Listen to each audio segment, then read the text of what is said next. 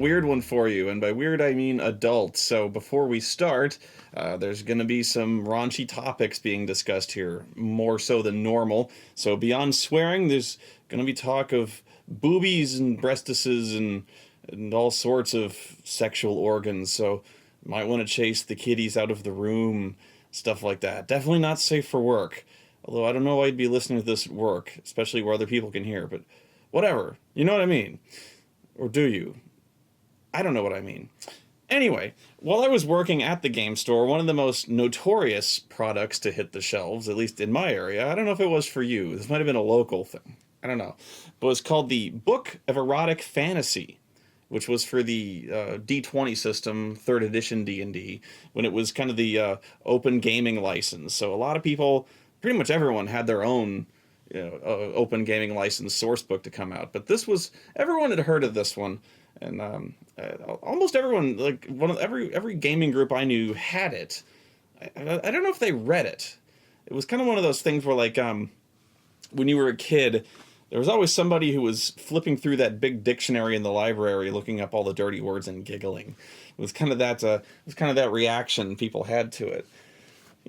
I don't know if people felt this was inevitable or what, but you had the Book of Erotic Fantasy, and you're like, well, that makes sense. Tee. But yes, it was the book of, the sex stuff that would take place in D&D. It was kind of everything you wanted to know about sex and fantasy gaming, but were too afraid or too uncomfortable or just asked why you would ask this.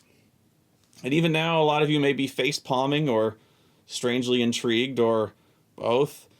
But I have read this, and of course I do own this, and I have reference materials, reference tabs that I just added, really. But I've only recently gone and actually read through this. I'm one of those people who had this and never actually seriously read through it. And I was surprised in many ways, in many different ways. In ways that will actually contradict themselves. Because as I discuss this, wow, this is quite the book. Where to start? It starts off... I'm not going to read the book like I normally do, and I've actually taken copious notes as I open to a page with no notes on them, but don't worry, there's lots of notes. I've taken many notes, so I won't be flipping through the book for minutes at a time looking for specific references. I have notes where I'm looking, but it starts off with a very reasoned discussion of what sex means in, like, medieval culture, the role of sex in fantasy RPGs, the nature of homosexual sex in fantasy realms, and whether or not it should be ignored or embraced, or how it relates to your game, and what level of sexual content you can put in your RPG in terms of, like, MPAA ratings in your game, whether you should put, what it's like to have none, PG rated, R rated, or XXX rated. Honestly, could you ever picture doing, like, a full-fledged, not a porno game so much, although maybe you can, but a game that was just like, if there's a sexual encounter, we're gonna go through this, babe. Like, boom. And if a male character is playing a female character, I don't care, man. We're gonna do this. Like, but there's rules in this. If you're gonna do this, motherfucker, we're gonna do this. And it, in many ways, it talks about some of this shit very maturely. And then there's stuff that throws that right out the window. Now I will start flipping through because I can't think of an example, but it probably won't be that hard. Why include sex in your game? Why indeed? Because sex is a very important role in many aspects. Because many fantasy games, many fantasy epics, many characters in fantasy literature are influenced by sex. The entire Arthurian tale, Uther Pendragon, it was motivated entirely by sex. Morgan Le Fay, all that stuff, horny as a devil, that guy. So sex plays a primary role in fantasy. So many of these characters are driven by it. But now we're talking about adjudicating this stuff in a game. We're talking about hard coding this shit in a game. Attributing rules to sex. So it's one thing to talk about the roles, how it's to be approached in a game. That's the part that's very maturely handled up to a point. And I'll get to the point where it's not. It's very silly. But then we start talking about the crunch, so to speak, the part where you actually have to put this on a character sheet. That's where it gets really funny. But there's actually the Gwendolyn F.M. Kestrel and Duncan Scott. I really did about as good a job as I can imagine. If you asked me to write a book that was the comprehensive source book on fantasy sexual content, and you said like, okay, now you've got to write a book that discusses, the cultural role of this, involving fantasy races, pixies, dryads, half orcs, fucking bugbears, all this shit, all the races in fantasy, like how they do all this shit. And then you've got to add custom equipment, feats, skills, magic items, and magic spells. You could do a whole lot frigging worse. Because you got to think about this. I've had this conversation come up many times. Things get slow at the game store. Like, what would happen if a dwarf fucked blank? And could they have a half-breed child? What would happen if an elf fucked blank, like an orc? Is there going to be a half orc? Like, is it a half elf, half orc? Like, what the fuck? Sometimes, and I don't know the answer to this because that's up to the author, like, but the thing is there are nerd accepted answers to these questions, and they may have actually been answered in the AD&D, my chosen game. There may indeed have been answers to this. This never comes up, at least in my estimation. I just choose never to have this happen. But if there was to be a book written about this, you can write this maturely up to that point, and then you're like, okay, what happens if fucking elf fucks a bugbear? Well, you gotta know, right? So, okay, you gotta have a chapter called What Happens When X Fucks Y. Book of erotic fantasy, So, then the question is this book really necessary? But so, it's actually a very funny book, in some ways very intentional, but, so it talks about prostitution. Actually, one of the better chapters is on prostitution. Don't get started with me, but it talks about divine prostitution, which actually is a thing in many fantasy settings. Prostitution and there's many goddesses and gods of copulation and things like that. So prostitution in many ways is a form of worship. I know I'm losing so many of you at this point.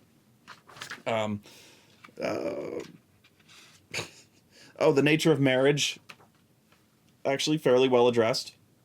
Polygamy, things like that. Chastity is approached here. Pregnancy and childbirth If you want to know the gestation period of elves, I think it's 5 years.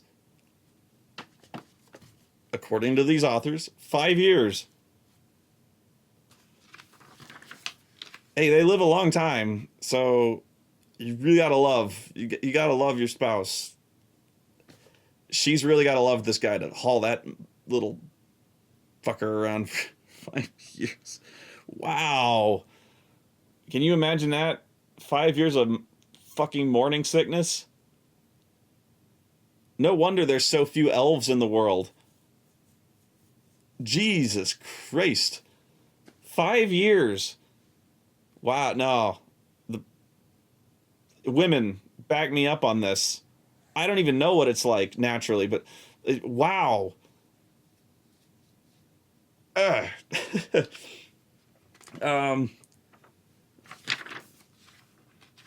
Oh, this. There's so many good bits. I'm going to open my notes now because I actually marked some of this stuff out. In a lot of books, in a lot of source books, especially AD&D, campaign settings and the like, they do these. They kind of tell parables, so to speak, relating to the alignments. So, for instance, one of my favorites is in Dark Sun, the desert or themed setting, where they take each of the alignments and they give you the hypothetical of you have a group of people and a limited amount of water. How does each alignment deal with how the water should be rationed among them? So, for instance, a lawful good character would insist on an equal share for everybody, regardless of who it is, how badly they're off. Everyone deserves an equal share. Whereas a neutral evil character would definitely insist on as much as they could for themselves. Would, if somebody is, sick or wounded, would clearly insist not on giving somebody who's sick or wounded any water because it means more for themselves. Whereas other people would try to reason as, things like that. So they would have very clever examples of how water is divided. This book talks about each alignment in terms of how they view sex, how they feel about offering sexual pleasure, how they treat their relationships, and how they treat infidelity. A lawful good character acts with thought, looking ahead to the implications of his actions. He earnestly endeavors to be honest and respectful with any potential partner. Some choose to be celibate or chaste. Others wait for sex until a permanent relationship, such as marriage, is formalized.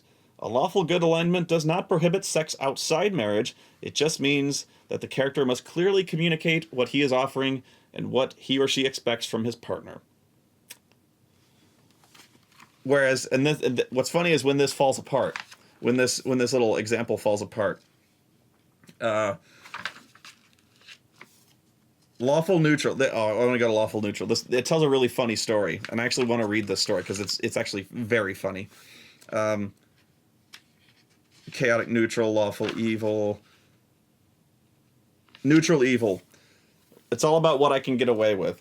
The self-centered, self-serving neutral evil character pursues personal ambitions or agendas by all expedient means. Lacking honor or principles, the neutral evil character values personal gain above all. He controls, abuses, or prostitutes others. No pun intended. Relationships involving a neutral evil individual tend to be emotionally painful or often filled with betrayal and deceit. He will love you and leave you. Okay, the lawful neutral character. I'm going to read you this bit because I admit I lolled. Lawful neutral characters value law, order, and tradition.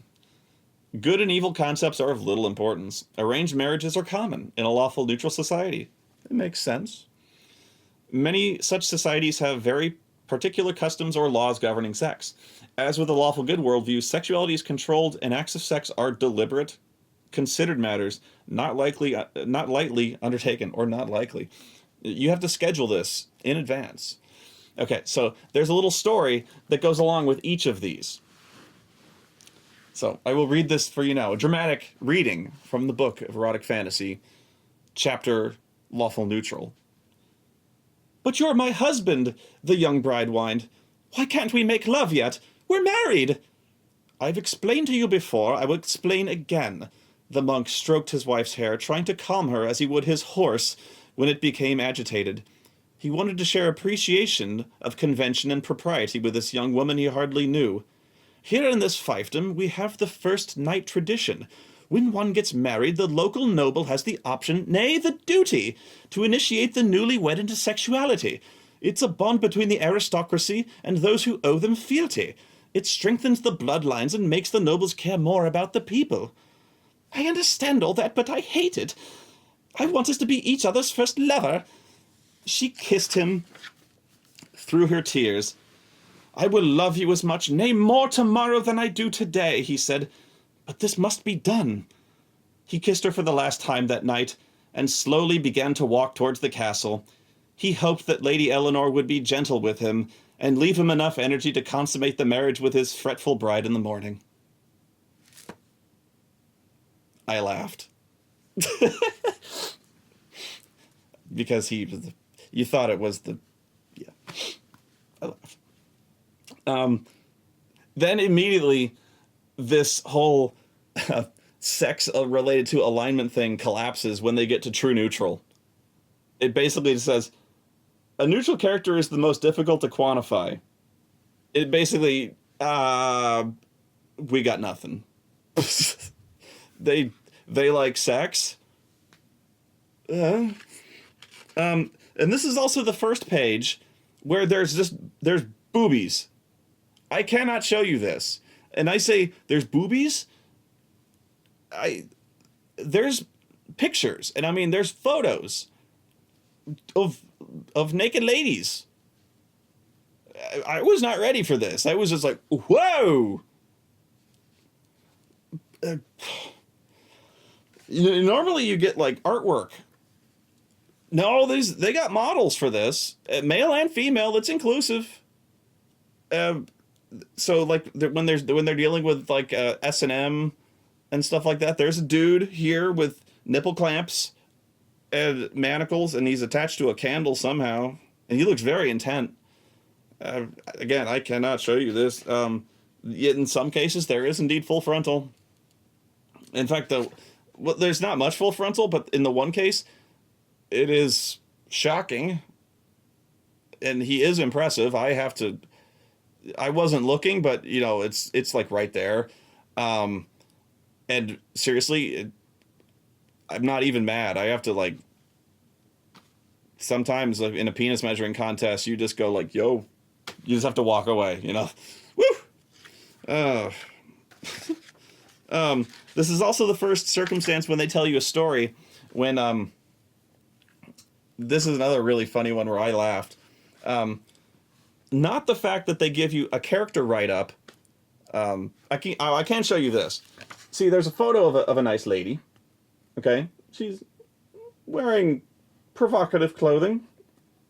Not traditional adventurer wear, but she's attractive.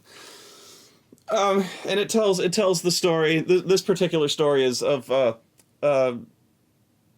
budding relationship between a bard and another warrior woman in a tavern. But for some reason they feel compelled to give the character sheet write-ups for both of these characters, which is interesting. Well, it's again, I laugh, but it's actually very good, because when you're using this book and you have all these different things, rules and whatnot, it's good to have examples if you're going to do this. So at first I was rolling my eyes, and then I'm like, they gave examples, but here's where I laughed. And again, the woman you just saw in the picture is a paladin. Whatever, I guess this is a paladin. What the fuck? who has nipple rings. That's a paladin. So, in case you were wondering, that's she's kinky. She is actually. She is very kinky, because she has the skill perform (parentheses sexual techniques). She's very good at it too. She has plus 12 in this shit. My God, she will blow your mind and everything else. Woo! She has mobility in more ways than one. In fact, I don't even know if that's from this book or not. I'm guessing it's from the core book. Phew. And she has Smite Evil. But here's where I laughed. It gives the stats for her warhorse.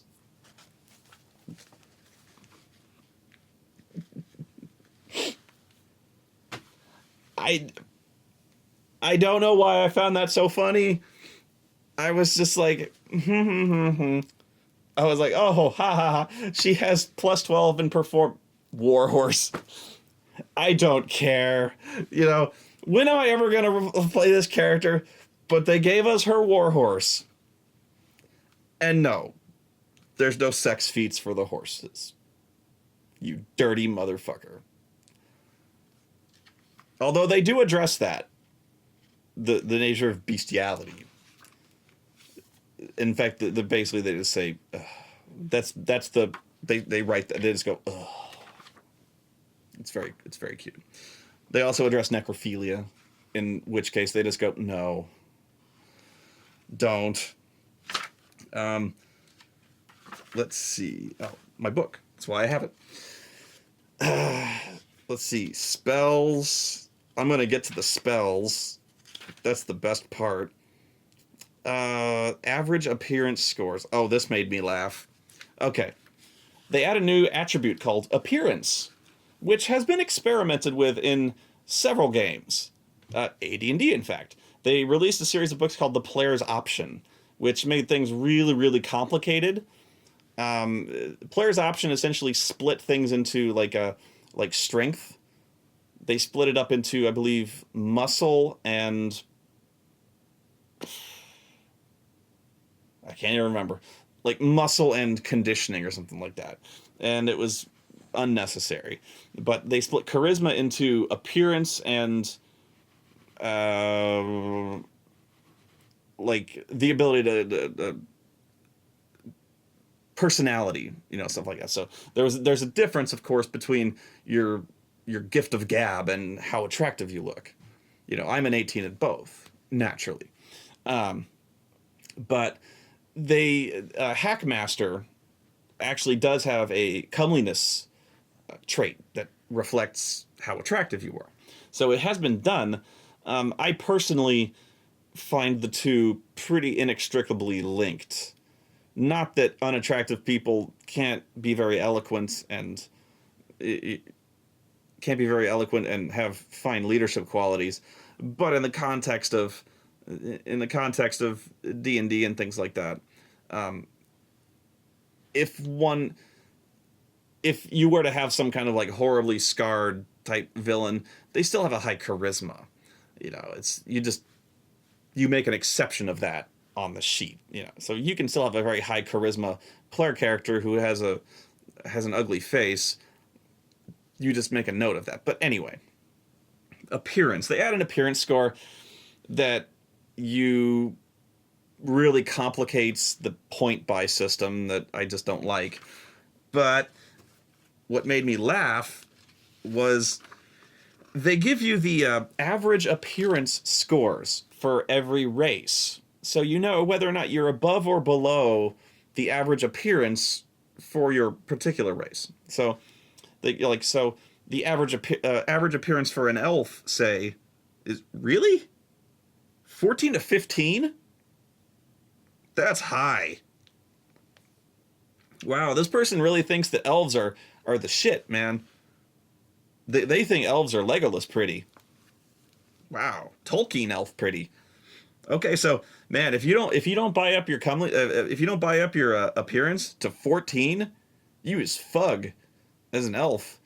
Because I know a lot of you people dump stat charisma. I know you do.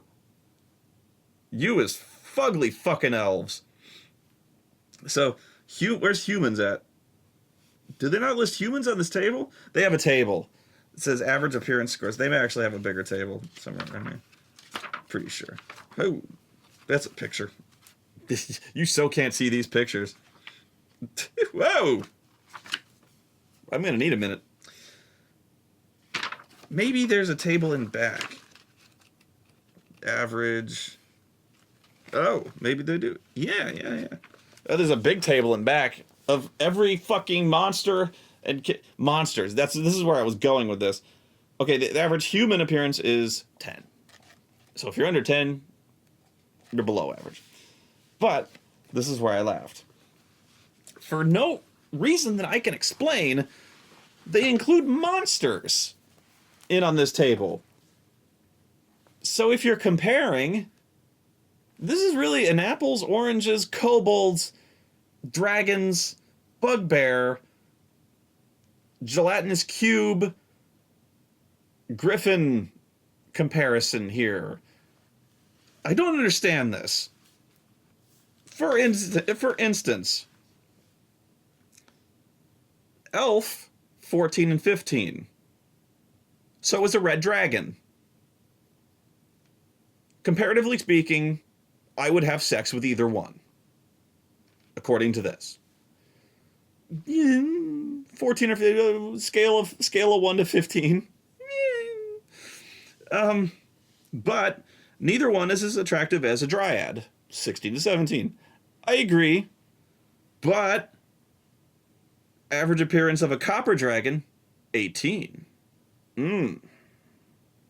Put one of those copper dragons in a fucking two-piece bikini.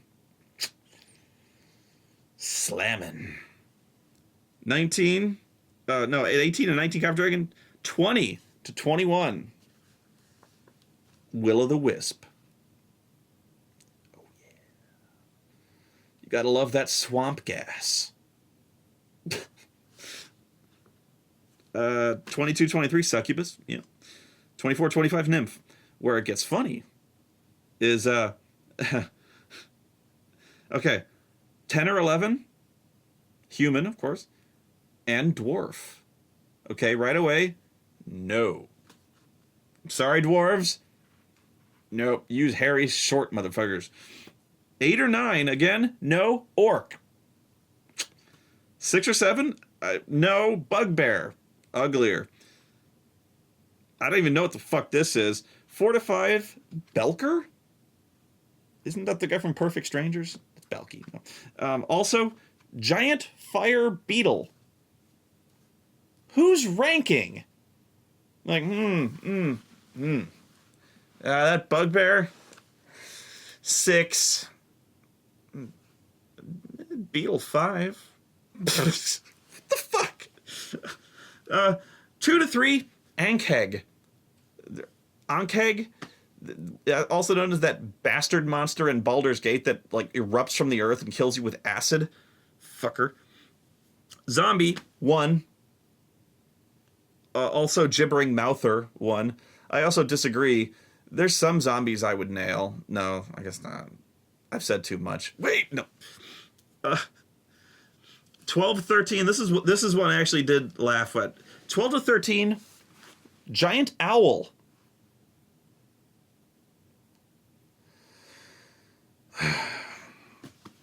But now that I'm thinking about it, what the fuck?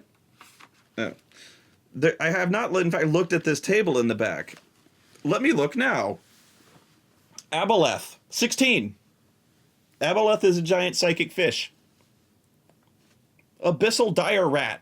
There's a specific entry for this. 1. Let's play a game where you guess. I'll give you a second. Anus. ANNIS. 6. Ape. 7. Dire ape. 7. I would think I would 7. Okay. Assassin vine.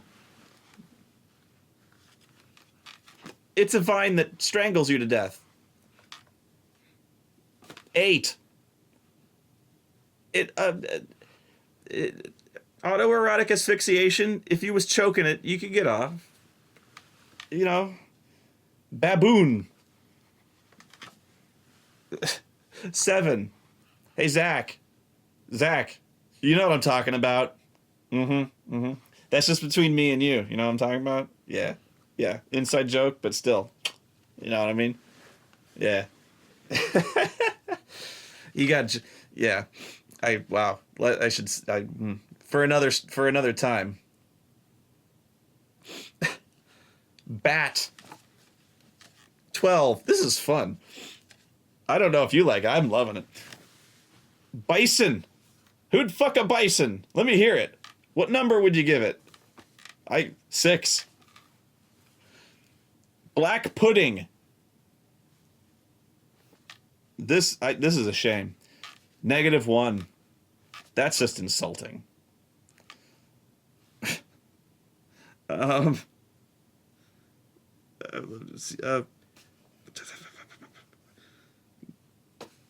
trying to find choker.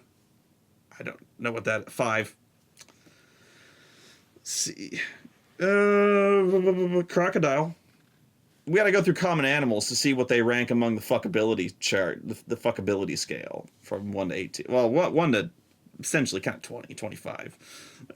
Crocodile 5. Deep dwarves. Slightly less fuckable than your normal dwarves at 8. Dog. 10.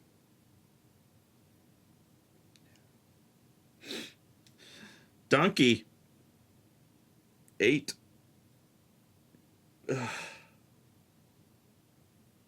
Okay, I gotta move on, but I gotta find the good one. Oh, no! No! Gelatinous cube. Come on now. Now, rethink this. I know the number you're lowballing it.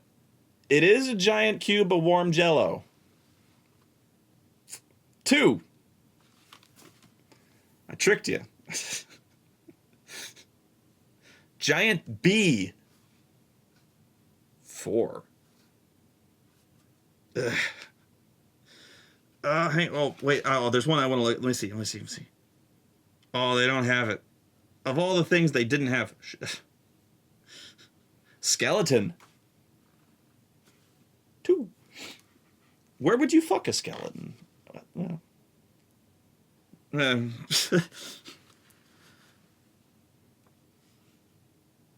Umber Hulk? Don't. 2. Unicorn! Think of the possibilities. 24! Jackpot! Not as good as a second. Sorry, better than a succubus at 22. The Tarrasque. Come on now. Tarrasque is the world eater, man. Tarrasque is essentially Godzilla. And I would be offended if I was a Tarrasque. 2. Come on now. Godzilla doesn't make you hard? Jesus.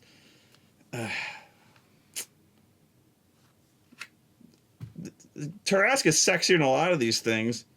I can't believe I said that. Pony. Nixie, nymph. Ochre jelly. Megaraptor. Come on. See, again, I think they're lowballing us. 5 for the Megaraptor. I know, I've spent 10 minutes on this, but I think this is worth it. I think this really is a major draw of the book, is finding out how sexy many of these creatures are. Because, you know, when you're sitting around the table in the tavern playing Would You Rather, this is a major deciding factor. Inevitables? What the fuck is that? I was looking for seahorses. Sadly, the world may never know. Gibbering mouther. That one surprises me, considering mouths, Again, possibilities. We're talking about... Okay, gotta move on. Sorry. You probably fast-forwarded. Size and sex. It does... Again, one of the more mature things it says about this, appearance, it says, has nothing to do with dick size or breast size. So, somewhat impressive. It says, feel free to go on at length about your... about it on your character sheet.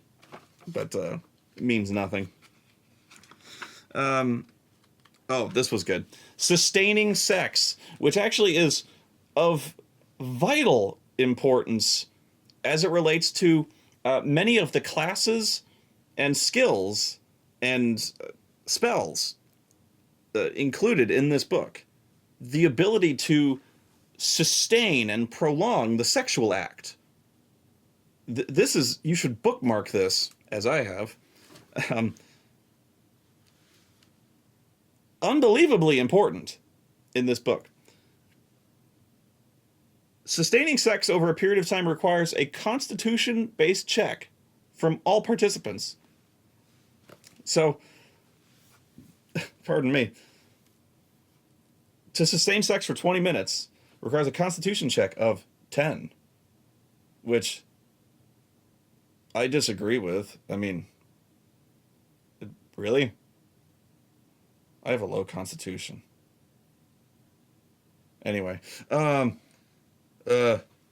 plus 2 bonus if you have 5 or more ranks in perform sexual techniques. Jesus Christ, you've got to commit to that skill.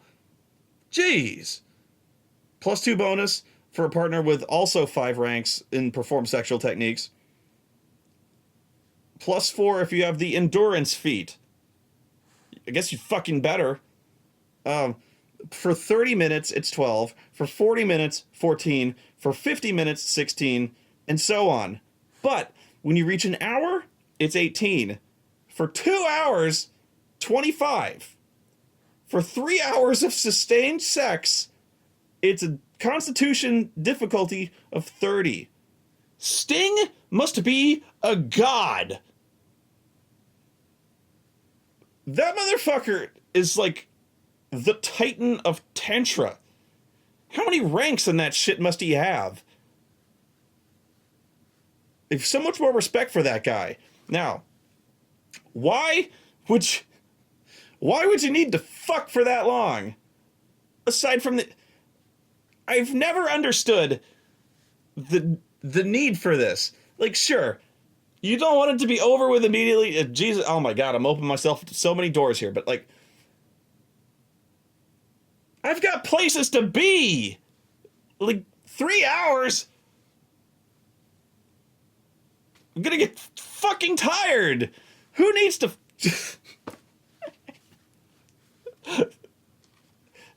Wow!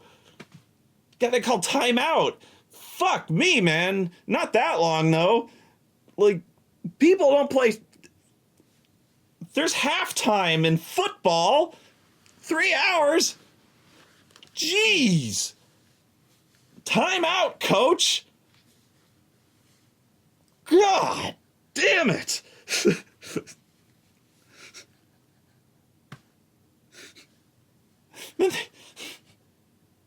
Are we talking nonstop here? Or like... Whew.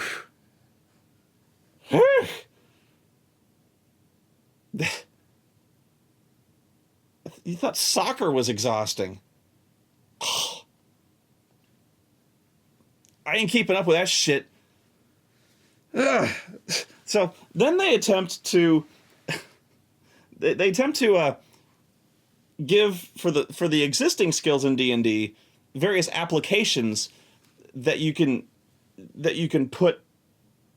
So like, okay, for the skills that you have, they give sexual applications to them, like the appraise skill.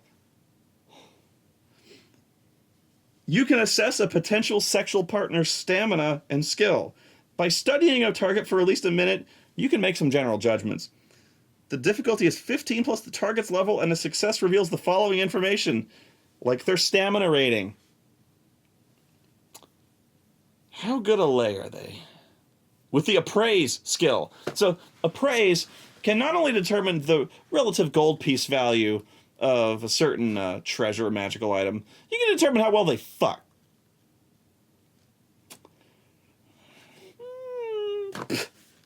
Same training. Bluff.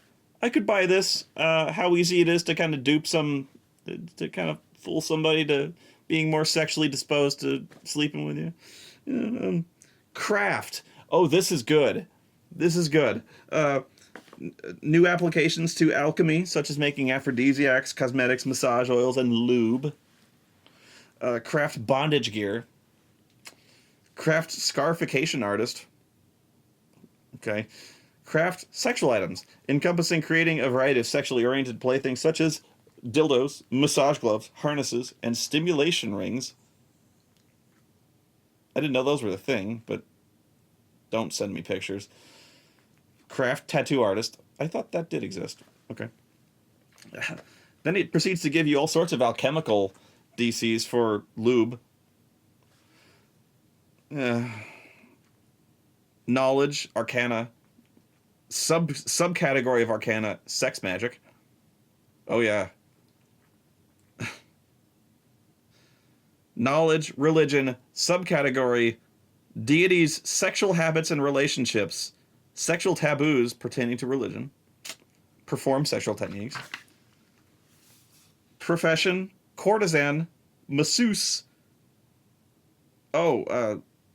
Master such as sadomasochist, midwife, prostitute, purveyor such as the unites buyers of sexual favor, pimp. They didn't want to say pimp.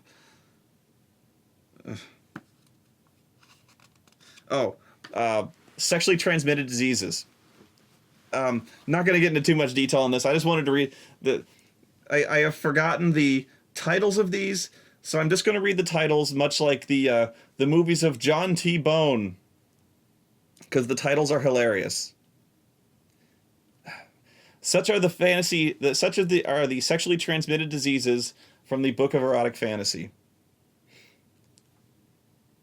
Astral's Doom, Azure Balls, Black Withering, Burning Release, Crimson Welts, Crotch Plague, Engorgement, Fever Touch, Ghoul Fever, Hairy Brute, Kisser's Curse, Lover's Lice, Lycanthropy. I didn't know you could get it like that. Mummy Rot. Isn't it fairly obvious when somebody has mummy rot? Why would you fuck somebody like that? Whore's Delight. Dun, dun, dun, dun. Say the hip, hop, don't. Okay, as your balls. I thought that's what happened if you didn't get. This disease curiously only affects males, although females act as carriers. It causes intense throbbing pain in the testicles and penis of the subject, which darken to an unhealthy shade of blue/black. I don't want azure balls. Black Withering. What the fuck do you think that is? A magically resistant disease causes genitalia to blacken, rot, and finally fall off. Burning Release. Causes extremely painful urination, high fever, and hallucinations. If the second constitution save has failed and the disease goes untreated for 3 months, there's a 50% chance the victim suffers permanent insanity. I don't want to read anymore. Crotch Plague. What the fuck? I didn't read. Did I read that? No. Ah. Ghoul Fever. Ah. Ugh. No. Oh. Ugh. Okay. All right. So, if I think this is actually probably the chapter so many people are curious about, that at least in the topic of conversation, the most The interspecies crossbreeding chart. Seriously, this is cropped up so many times. It's disturbing. This is a load of gibberish to you. I know.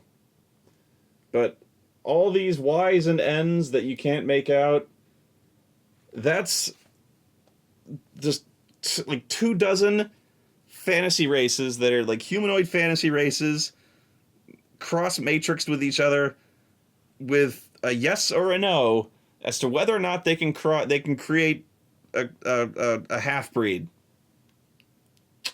So if you're curious as to whether or not a centaur can fuck a ogre, well, they can, but can they produce a half ogre, half centaur child?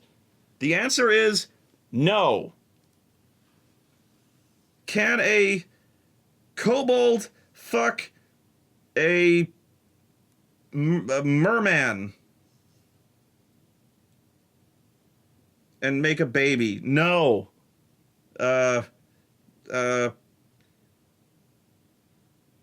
can a ogre fuck and can an ogre fuck a minotaur and make a half ogre? Maybe. The two species may successfully crossbreed, although the chance of conception is reduced by 30% from the lowest percentage parent. An ogretor, a minogre. Can a dwarf fuck a dryad? Yes. I shouldn't say fuck. That's just, like, can they make a baby, a half? Can you have a half? Well, a half satyr anything? The answer is yes. A half bugbear? Can you have a half bugbear? I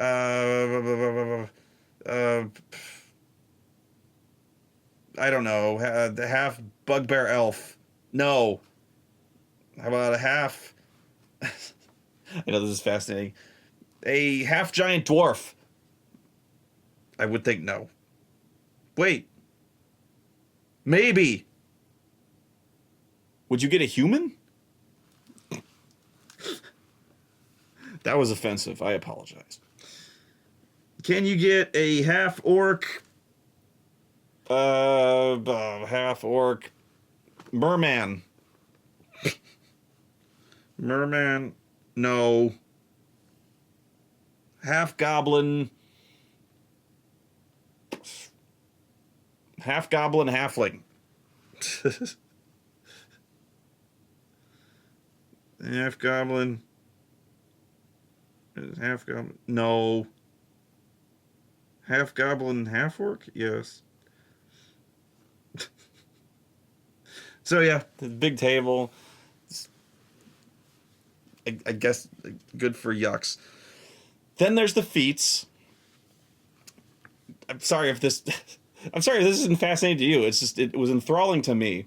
Not much to say about the feats. A lot of them are kind of repetitive, but there's certain ones that I found hilarious. That let's see.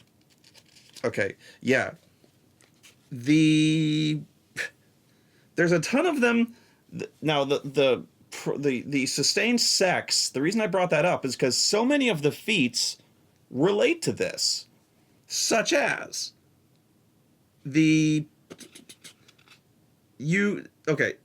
virtually all of the attributes have a feat that does something like this. Limber. You can channel sexual energy into physical agility and flexibility. By the way, this makes no sense. You gain a +2 enhancement bonus to dexterity after 20 continuous minutes of sex. The benefit lasts for 24 hours. You may take this feat multiple times, each one after the first granting an additional +2 enhancement bonus up to a maximum potential bonus of +6. Each additional +2 requires an additional 20 continuous minutes. There's a feat like that for every single attribute. except I think for Constitution. This one is the most worthless. I have no idea. Instant recovery. You revive more quickly after sex. Benefit. You are always able to perform sexually and need not rest after sustaining sex. Normally, you must rest for a half hour between sexual activity. I took a feat for this. Dodge, mobility, power attack. No, that's me, baby. I honestly thought, I really thought there was a feat for an enormous penis, but that was me being ignorant. So, of course, there's certain ones related to like animal magnetism. There are some that are actually. There's one that is a sterile, which I wouldn't think would be a feat. But whatever.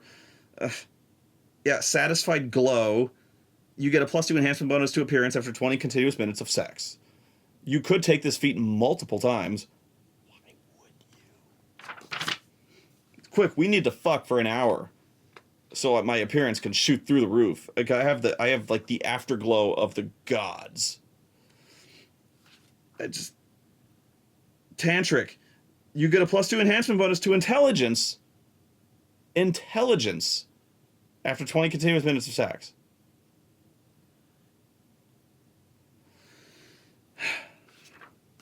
Then there's the classes. They created base classes and prestige classes based on sexual activity. There's one that makes absolutely no sense. Just one, right? Called the Imagist. That is basically a sorcerer that casts... One second. There's one that's basically a sorcerer that casts spells that are divine magic that basically they draw from gods or goddesses of beauty and stuff like that. They're sorcerers though, and but they're not arcane magic. They're divine magic. I'm like, you're splitting hairs here. It's a sorcerer. Then there's the Kundala, which is it's just a monk. It's a monk, but they have like just they're related to sex. I don't even know. I read this and they're just like they do sex things. I whatever. They just have, it's like they have a code of conduct. That's it. They just relate to they like to fuck or something. Oh wait, oh no, tantrist. Okay. This is the worst class ever. The tantrist. You'd think it'd be great, but in terms of like an adventuring class, this sucks. Okay, they're the sex wizards. Sounds great, right? Here's the thing. Tantric spellcasters thrive anywhere where sex is an open, accepted, and integral aspect. No. This is the worst part. Tantrists need sex to renew their spells. To get their spells back, they have to fuck. That's it. That's the only way. Meaning, what's the exact way they get it back? Renewing spells. Where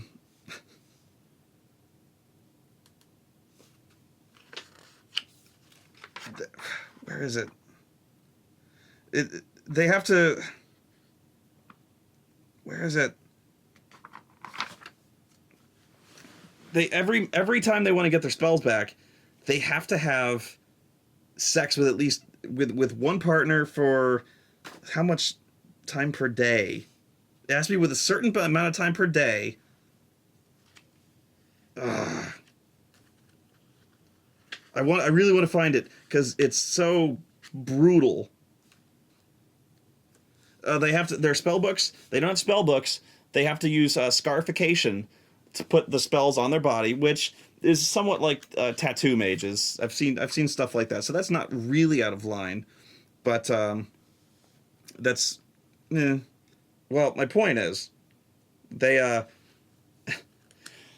they need to have sex to get their spells back. So picture this: they have to have someone in the group to have sex with. So already things are awkward. Then, when you're out on the road, they have to be fucking constantly. Every fucking night. They're like right there having sex. Worst, they have to have like sex feats because they have to have prolonged sex to get the full benefit to get all their spells back. Right? So they're going to be fucking all night fucking long. It's nuts. So they're having really, really awesome sex 10 feet away for hours. Now, imagine you're in a dungeon, like danger all around you, and these two fuckers are like, you need this guy to get his fireballs back. He's got to get his fireballs off. Oh, God.